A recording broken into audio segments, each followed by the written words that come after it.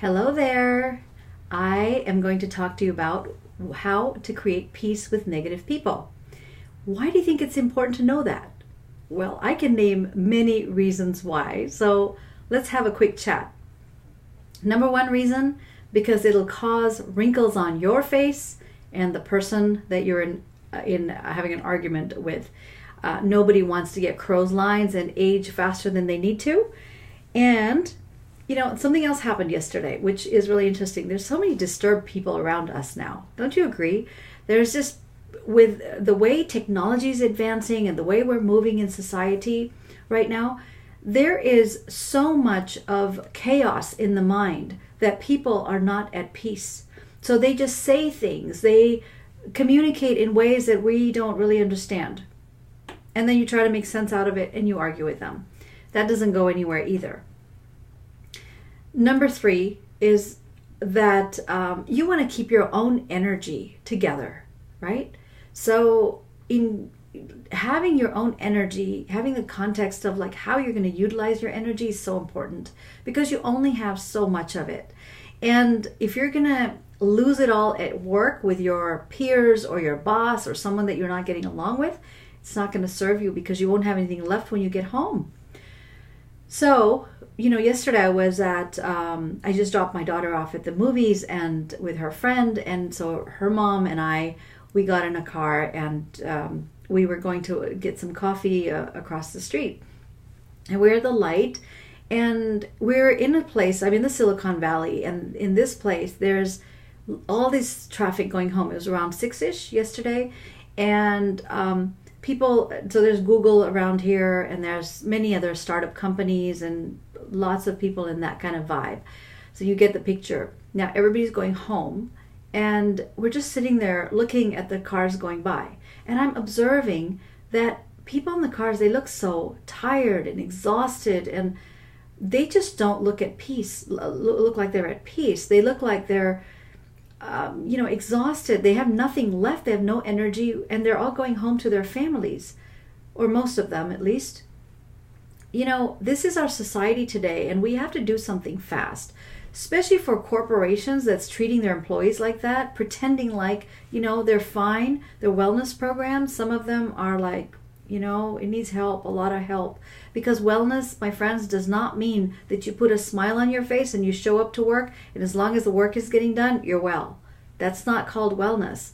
Wellness is really what is the state of your mind? There's a lot of wellness programs out there, but wellness programs need to incorporate not only the physical aspect, which is nutrition and getting your body fit, but also the mind aspect. So if you have a mom who goes to work and she's worried about her child, or she's a single parent, or she's worrying about things that are on her mind, do you think she's going to come to work fully and completely there? I meet a lot of people right here in the Silicon Valley, and they oftentimes talk to me about, they're just at work, but they're not there fully. Even entrepreneurs, you're multitasking and you've got so much to do. Well, how much are you going to squeeze into one day? So coming back to the point of how to deal with creating peace with people who are negative around you. Well, first of all, you got to have some empathy. Empathy is so critical because understanding that they may be coming from a place where you don't even know what it looks like. Their experiences, how they grew up, what they're experiencing right now, we don't know. So the first thing to do is don't judge them. If somebody's being really negative with you, don't judge them. Let them say whatever they're saying. And maybe in there somewhere, there's a reflection of themselves that's showing up. So they're talking about themselves because anything we as human beings say is pretty much our own experience of who we are. And number two, so I'm going to give you 7 steps, okay? 7 steps that you can take that will allow you to create peace with negative people. So the second one is to understand your own nature. So Ayurveda, which is the work I do, Ayurveda is a science of life, and it gives you tools to understand people's body and mind. Now, this is not one of those tests that they do in corporations to test out your personality and things like that. When we look at doshas in Ayurveda, we are looking at the mind and body. Like, how are your tissues working today? How is your liver? How is your kidneys? How's your heart doing? What's going on with you? So it's looking at you from a very deep level, deep core level at who you are. Okay, so it's a very deep understanding of looking at you from a completely different perspective. So we have different bodies. Okay, the physical body. When you get in the mirror, in front of the mirror in the morning, and you look at yourself, it's a physical body. You're there. Your teeth are there, and your face, and it looks like your hair is a mess, and you got to fix it and all that stuff. Physical body. And then you have the emotional body. How are you feeling? Well, someone said something to you yesterday, and it doesn't feel good, and I still remember it, and I have to go back and deal with it. All that stuff. Emotions, or you're in love, or you're just having the time of your life. You're just so happy with everything. That's your emotional body. Then you've got your mental body, which is your brain, your mind. There's two areas of that, which I'll get into another video, but there's looking at the way your mind is processing information. The mental faculties are engaged in the daily conversations and higher thinking, your reasoning, your decision making, so many different things, right? So in that, you've got to be able to understand your mental body. So the emotions and the physical body, all of it impacts the way your mental faculties work, and all of this creates you. So you take you, and now however you're feeling and you're thinking and your being is taking you towards your spiritual advancement. Now, some people may say, I'm fine where I'm at. It's totally fine. But some people are also saying that, I like where I'm at, but I know I can do more. And some people are like, I've done a lot and I can still do more. So wherever you are, it's all taking you towards a spiritual advancement, or a wealth advancement, or a success advancement, or some sort of advancement. The key in it is that you don't hurt somebody, that you always come from a place of compassion. Redefine your characters. Number 3. Number 3 is to find out who you are, and then tap into that inner power. It's said that if you want to find out who somebody is, you ask who the 5 friends are that they hang around with. And if you can look at their character, you know what this person is all about. Now, looking at yourself when you're dealing with a negative person, tap into your inner power so that you know who you are. And this is where defining your vision in life is so important. Having and understanding your own mission. Who are you? Why did you come here?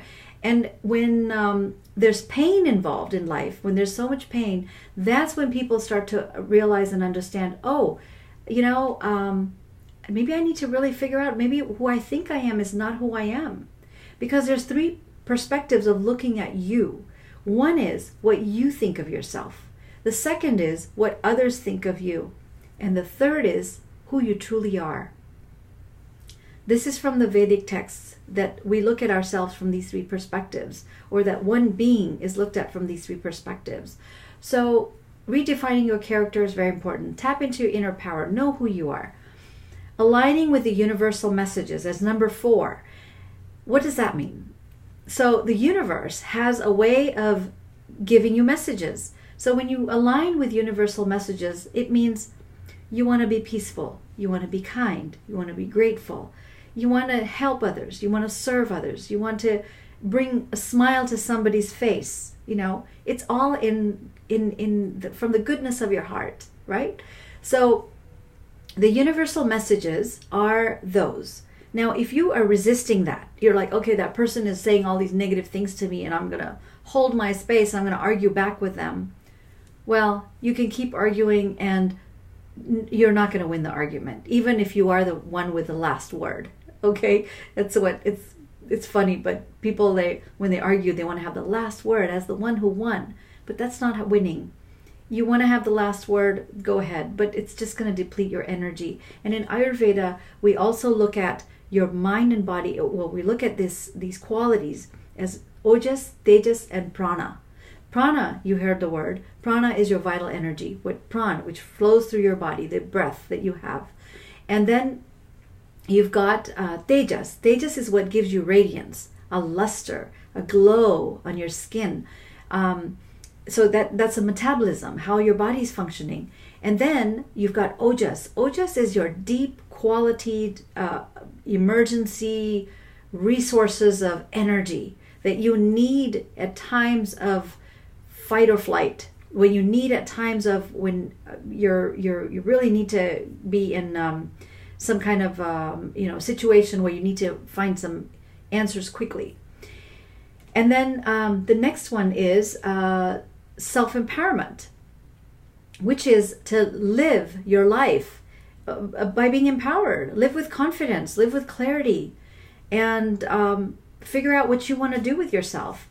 And the next one, again, I'm going to say it real quick because the sun is going down, or maybe I need to open up my blinds a little bit, but I don't want to get distracted with that. Because we need good lighting, right? We need good lighting so you can see what I'm saying.